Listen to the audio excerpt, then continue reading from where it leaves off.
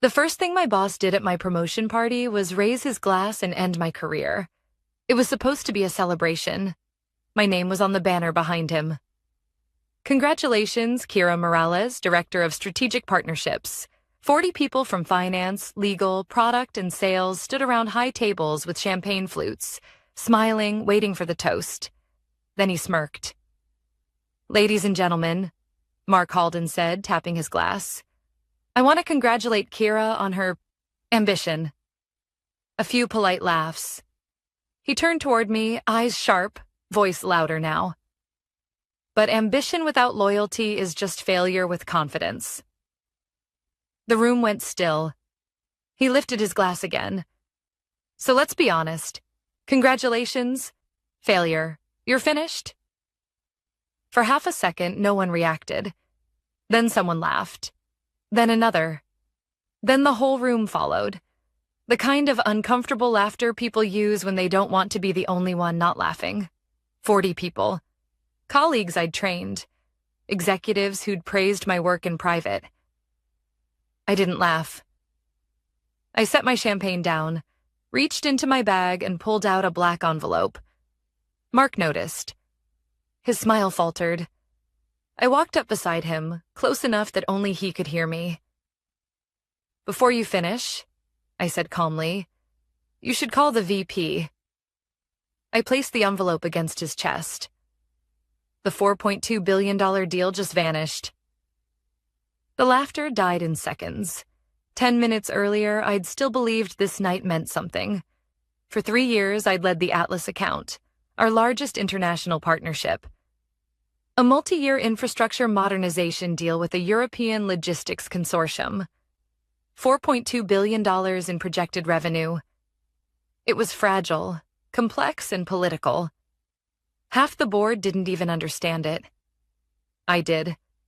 I'd negotiated compliance across 5 countries, rebuilt trust after a data breach that wasn't ours, and personally flown to Zurich, Madrid, and Rotterdam to keep the deal alive when legal wanted to walk.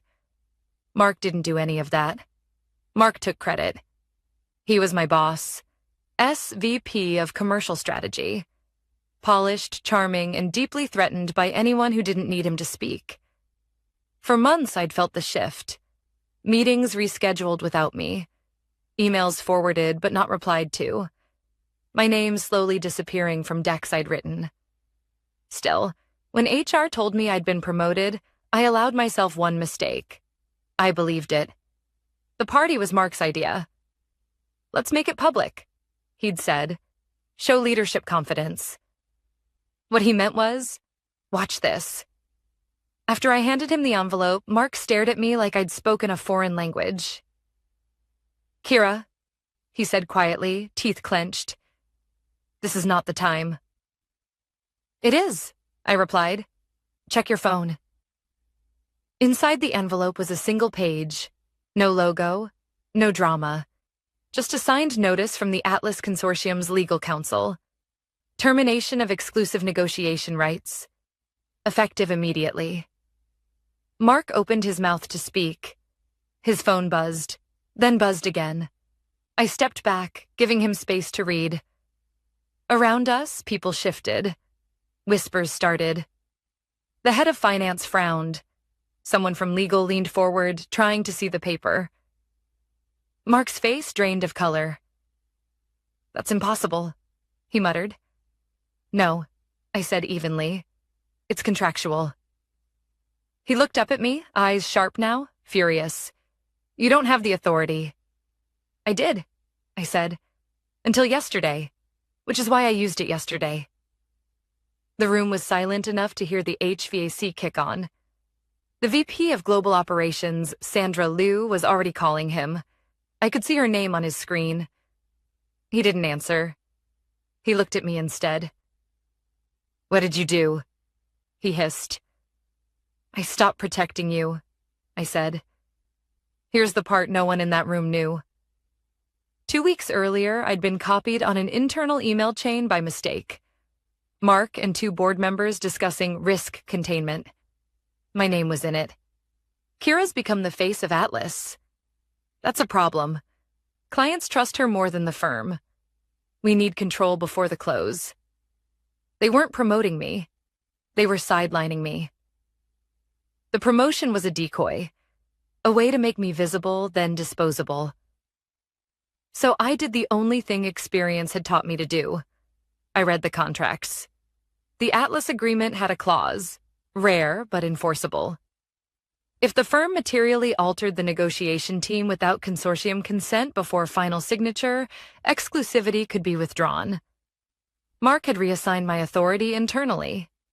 Quietly, without notifying Atlas. He'd broken the deal himself. All I did was notify the client before he could spin it. At the party, Sandra finally pushed through the crowd. "Mark," she said sharply, "why is Atlas refusing to take our calls?" No one laughed anymore. Mark looked around, searching for support. He found none. I picked up my bag. "This was supposed to be my promotion party," I said to the room. "Instead, it's a lesson." I looked at Mark one last time. "You wanted to end my career with a toast," I said. "I just returned the favor." Then I walked out, leaving 40 people standing in silence, and a $4.2 billion hole opening behind me. I didn't go home after the party. I walked a few blocks, turned my phone off, and sat alone in my car until the adrenaline drained out of my body. Not fear. Clarity does that. When something irreversible happens, your system goes quiet before it catches up. When I finally turned my phone back on, the screen lit up instantly. Missed calls, messages, voicemails stacked on top of each other. Mark had called repeatedly. Executive assistants I recognized. Legal, HR, and one call from Sandra Liu, the VP of Global Operations. I didn't return any of them. Responding too fast gives people something to grab. Silence forces them to deal with reality instead of shaping it. By the next morning, the tone changed. HR requested an urgent discussion. Legal asked me to preserve documents related to Atlas. IT flagged unusual access activity on my account, even though no one had officially suspended me yet. Mark stopped calling and sent a text instead. "You crossed a line. We need to talk before this gets worse." I stared at it for a long moment. Then I forwarded it to my personal email and archived it. The internal story began to fracture almost immediately. Sandra called again. This time I answered. "Kira," she said, direct as always. "I need to understand what happened." "You already do," I replied. Atlas withdrew exclusivity after leadership changed the negotiation structure without disclosure. That violates the contract. Mark's version, I knew, was circulating already. That I'd acted alone. That I'd escalated unnecessarily. That I'd embarrassed the firm. Sandra didn't repeat any of it. "He says you acted without authorization," she said carefully. "I acted with the authority I still had," I replied. The client asked a direct question. I answered it honestly. Silence followed. Not resistance. Calculation. "Legal is scrambling," she said finally. "The board is angry." "With him," I said. She didn't disagree. HR followed up again, looping in legal this time. "Pending review, please refrain from external communication related to Atlas." That single sentence told me everything. They weren't firing me yet. They couldn't.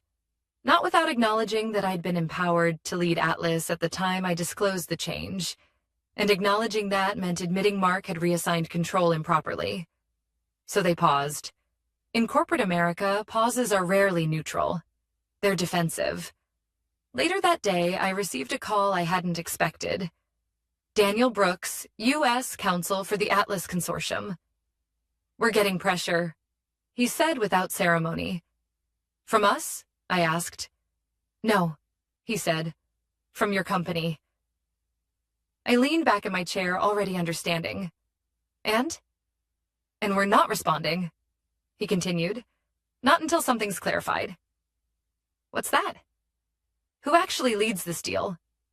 I allowed myself a quiet smile. That's not unclear, I said. No, Daniel replied. Just inconvenient. Most people think billion-dollar deals hinge on branding. They don't. They hinge on continuity. For nearly a year, I'd been the constant point of contact. When timelines slipped, I adjusted. When compliance raised concerns, I resolved them. When Mark spoke in broad promises, clients waited for me to translate feasibility. Atlas didn't trust the firm. They trusted me. And Mark knew it. That's why he tried to end me publicly. Control the narrative before the signature phase. What he underestimated was how closely I read. By evening, rumors were everywhere. That I'd sabotaged the deal. That I'd overstepped my role. That I'd gone rogue. No one said the part that mattered. That Mark had miscalculated. Publicly, emotionally, and in front of witnesses. Sandra messaged later that night. The board is forming a review committee. You'll be interviewed. I replied simply. Understood. Then I sent her a folder I'd prepared long before the party. It contained email threads showing Mark's unilateral reassignment. Meeting notes documenting client objections. Legal annotations highlighting breach risk. A clean timeline of decisions, approvals, and communications. No commentary. No framing. Just facts. I slept deeply that night. The following morning, I walked into headquarters as if nothing had changed. Security hesitated, then waved me through. My badge still worked. On my floor, conversations paused when I passed. Some people avoided eye contact. Others looked relieved. Like my presence meant the truth hadn't been buried yet. The review committee met in a small conference room. Board members, legal, HR. Mark wasn't there. That told me enough. They questioned me for over an hour. I didn't defend myself. I explained process, sequence, obligation. Every answer grounded in documentation. When it ended, one board member leaned back and said, "If Atlas doesn't return, this will cost us more than revenue." "I know," I replied. "And if they do? Then you'll need to decide who you trust to finish it." No one pushed back. The message from Atlas arrived later that day. Formal, precise. We are open to re-engagement under revised leadership conditions. No threats, no leverage plays, just clarity. Sandra called immediately. "They want you," she said, explicitly. I closed my eyes for a moment. "And Mark?" A pause. "That's being discussed," she said. For the first time since the toast, something shifted. Not relief. Leverage. And leverage is when a story like mine stops being gossip and starts becoming consequence. By the time the review committee adjourned, the building felt different. Not quieter, tenser. People weren't whispering anymore. They were watching. Watching doors close. Watching who walked with whom. Watching who suddenly had meetings moved, canceled, or postponed pending alignment. That's how power shifts inside a company. Not with announcements, but with calendar changes. I was told to remain available. Not reassigned, not suspended, not promoted, available, which meant no one knew what to do with me yet. Mark avoided me completely. That alone told me the board had clipped him. When senior leaders feel protected, they confront. When they feel exposed, they disappear. His assistant stopped responding to emails. His name vanished from Atlas-related threads. Legal stopped copying him altogether. Instead, questions started coming directly to me. Carefully worded, professionally neutral. "Kira, can you clarify Atlas's data residency concern?" "Kira, do you recall which revision included the opt-out clause?" "Kira, would you be available to join a call if needed?" I answered everyone. Not eagerly, not defensively, just accurately. Sandra called me into her office 2 days later. No witnesses, no HR. Just her, a legal pad, and a door that stayed closed. "The board is split," she said. "Half think Mark overplayed. Half think you exposed us. They're both right, I said. She exhaled. Atlas is holding firm. They'll only re-engage if you lead. That creates a problem. For who? I asked. She looked at me steadily. For the people who built a hierarchy that didn't include you at the top. I nodded. That's not my problem. No, she agreed. But it is mine. Here's what most employees never see. Boards don't care about fairness. They care about liability, optics, and continuity. Mark wasn't being evaluated for his behavior at the party. That was embarrassing, not illegal. What mattered was his decision to quietly strip authority from a deal lead without disclosing it to the client. That's breach exposure. And breach exposure costs jobs. A week later, the firm received Atlas's formal conditions for re-engagement. They were reasonable, almost surgical. Kira Morales reinstated as sole deal lead. Direct reporting line to global operations for Atlas duration. No unilateral leadership changes without client consent. Written confirmation of authority. No mention of Mark. Not once. The board argued for hours. I wasn't invited. But Sandra called afterward. They want to know if you'd accept, she said. I already have, I replied. She paused. You understand this puts you above Mark operationally. I understand it puts the deal where it belongs, I said. Everything else is politics. Another pause. Be honest, she said. If we do this, can you finish Atlas? Yes, I said. If you stop interfering. That was the first time she laughed. The announcement went out internally the next morning. Carefully worded. Bloodless. Effective immediately, Kira Morales will resume leadership of the Atlas Partnership, reporting directly to global operations for the duration of negotiations. No apology. No explanation. No mention of Mark. Just a rearrangement of gravity. The reaction was immediate. My calendar filled up. People who hadn't spoken to me in months suddenly checked in. Directors asked for guidance they already knew I could give. Analysts asked if they could stay late to support the deal. And Mark? He sent me one email. We need to talk. I didn't reply. The board wasn't done. Reinstating me solved Atlas. It didn't solve Mark. They needed a narrative. They found one in organizational realignment. Mark was removed from Atlas oversight to focus on internal strategy initiatives. His authority shrank overnight. Not formally, but functionally. That's the kind of demotion that doesn't show up on LinkedIn. It shows up when no one asks your opinion anymore. Atlas re-engaged quietly. No press. No celebration. Just a new set of meetings, this time without posturing. Daniel Brooks was direct. We're moving forward, he said, but trust has been damaged. I know, I replied. We'll earn it back. And we did. The deal stabilized. Compliance concerns were resolved. Final pricing locked. Implementation timelines confirmed. Every call ended the same way. With you leading, this feels different, someone said. I never responded to that. I didn't need to. 2 weeks later, HR finally called me in. This time, it wasn't about review. It was about risk. We're concerned about retention, the HR director said carefully. Given recent events? You should be, I replied. She swallowed. Are you planning to leave? I'm planning to work, I said. Whether it's here depends on what happens next. She nodded slowly. What would it take for you to stay? I thought about Mark's toast, the laughter, the silence afterward. Structural authority, I said. Not titles, not promises, authority. She wrote it down.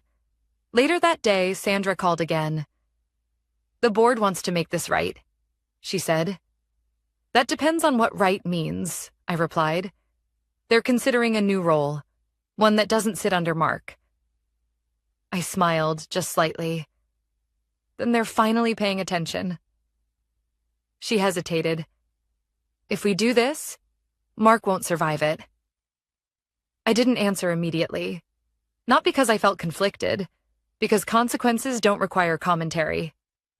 I didn't start this, I said finally, but I won't stop it. When the call ended, I looked around my office. Same desk, same view, different gravity. Atlas wasn't just back. I was no longer optional.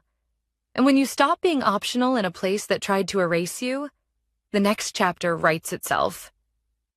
The meeting invite didn't include Mark. That's how I knew it was real. No vague subject line. No stacked attendee list. Just a boardroom reservation, global operations, legal, HR, and Sandra. My name listed last, not out of hierarchy, but because whoever sent it still hadn't adjusted to the fact that I no longer needed positioning. When I walked in, everyone was already seated. They didn't offer coffee. They didn't make small talk. That told me they weren't here to negotiate feelings. They were here to contain damage. Sandra opened the meeting. Atlas is back on track. Final documents are moving toward signature. Implementation planning has started. Legal confirmed it. HR nodded. The board liaison folded his hands. Then the question came. What happens next? No one looked at me when they asked it. That wasn't an accident. It was a test. They wanted to see if I'd step into the space without being invited. I did. What happens next? I said evenly. Depends on whether you want this to happen again. Silence. I continued. Atlas wasn't lost because of market conditions. It was almost lost because authority was misused internally. If you want stability, you don't fix that with damage control. You fix it structurally. The board liaison leaned back. Meaning? Meaning I don't report to someone who sees competence as competition? I said. And no one who controls revenue at that scale should be publicly undermined by their superior. Ever. Legal shifted uncomfortably. HR looked down. Sandra didn't interrupt. They asked me to step out while they discussed. That was new too. When I came back in, the tone had changed again. Less defensive, more procedural. The board is prepared to approve a new role, the liaison said.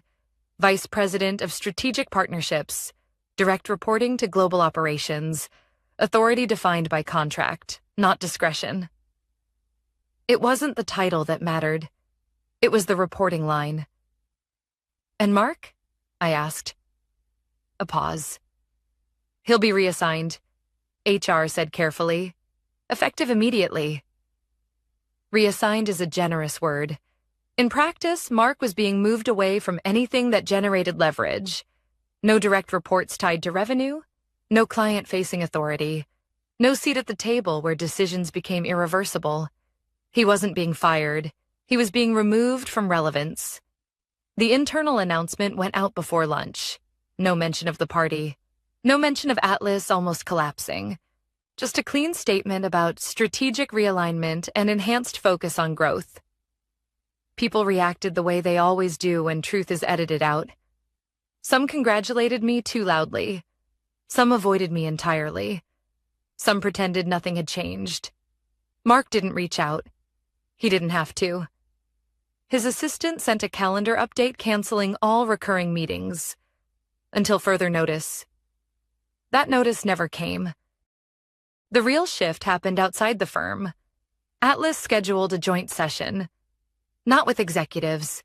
With implementation leads, engineers, compliance officers. People who actually had to make the deal work. They asked me to open the meeting. Not Sandra. Not legal. Me. I didn't make a speech. I outlined milestones, risks, accountability. I named problems before anyone else could. When the call ended, Daniel Brooks stayed on the line. Off the record, he said, this is how it should have been from the start.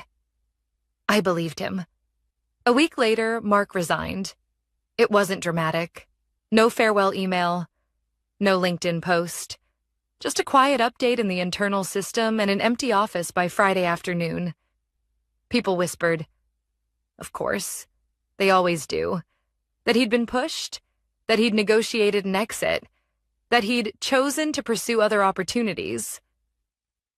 The truth was simpler. He'd lost the one thing that kept him powerful. Control over the narrative. HR called me again, this time with a different tone. We'd like to discuss long-term incentives, the director said. Good, I replied. So would I. They offered retention bonuses, deferred comp, equity participation. I listened. Then I said no to half of it. What I want, I said, is written authority over the accounts I build, and a clause preventing reassignment without documented cause. Legal blinked. That's unusual. So was what happened to Atlas, I replied. They took notes. On Friday afternoon, Sandra stopped by my office.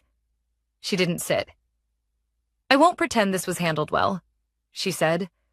It wasn't. I appreciated the honesty.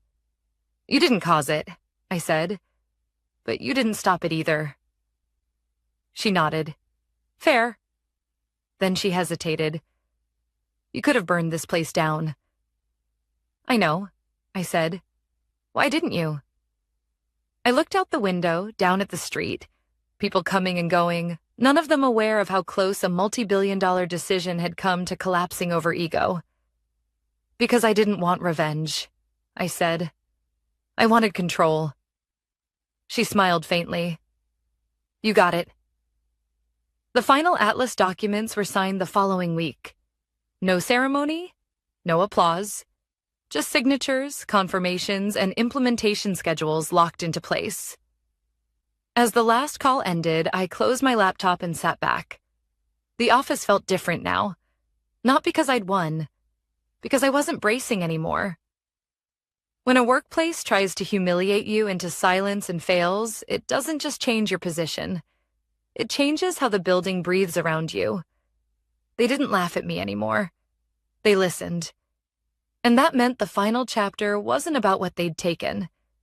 It was about what they'd finally learned not to try again.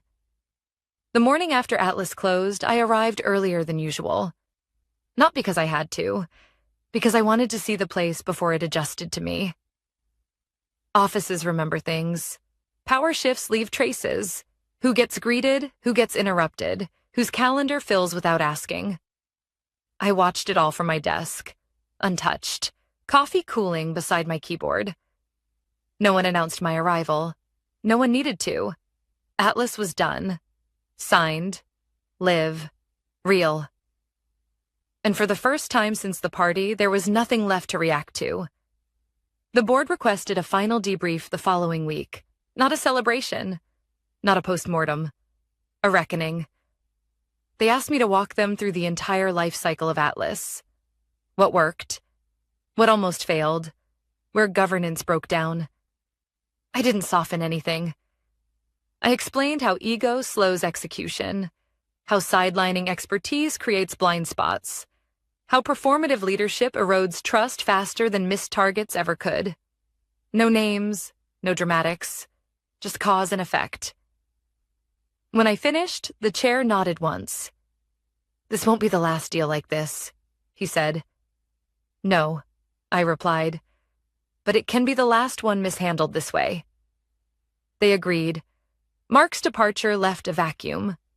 That's the part people romanticize. Someone falls, and suddenly everything improves. That's not how it works. Vacuum creates uncertainty. People waited to see who would fill it, who would grab for authority, who would posture. I didn't. I let process speak. Decisions were documented. Authority was clarified. Meetings ended on time. Credit went where it belonged. Within weeks, the noise died down. Not because people forgot what happened, but because stability replaced spectacle. HR finalized my revised agreement quietly, expanded authority, defined protections, clear reporting lines, no press release, no announcement, That's how real power settles in. It doesn't ask to be noticed. Sandra signed it herself and handed it to me without ceremony. "You earned this," she said. I corrected her. "I protected it." She smiled. "That too." The promotion party became a story people told carefully. Always vague, always distorted. Some versions made Mark crueler than he was. Others made me colder. The truth sat somewhere quieter. A leader tried to humiliate someone publicly to remind the room who mattered. The room learned instead. That lesson lingered. Months later, I ran into one of the analysts who'd laughed that night. She hesitated before speaking. "I didn't think you'd recover," she said, not unkindly. "I'm sorry." I nodded. "You weren't wrong?" She looked confused. "I didn't recover," I said. "I reorganized." She understood that. What surprised me most wasn't how the company changed. It was how I did. I stopped explaining myself. Stopped over-preparing for people who didn't listen. Stopped assuming competence would be recognized without structure. I learned something no training ever teaches you. Workplace revenge isn't about destruction. It's about refusal. Refusing to disappear quietly. Refusing to carry blame you didn't earn. Refusing to play small to protect someone else's insecurity. The final Atlas implementation review wrapped without issue. No drama. No late nights. Just execution. As I closed the last report, I thought back to that black envelope. The room full of laughter. The moment meant to end me. It didn't. Because humiliation only works if you accept it as truth. I didn't. On my desk now sits a framed document. Not the Atlas contract. Not my promotion letter. A single page from the internal policy update approved after everything settled. Public disparagement of employees by leadership constitutes a violation of conduct standards. It doesn't have my name on it. It doesn't need to. People sometimes ask if I regret not making it louder, if I wish I'd called out names, exposed texts, burned bridges. I don't, because the goal was never noise. It was permanence. Mark is gone. Atlas stands. The firm remembers. And I walk into rooms now knowing something that can't be taken from me again. When someone tries to end you publicly, the most devastating response isn't anger. It's accuracy. Because accuracy survives long after applause fades.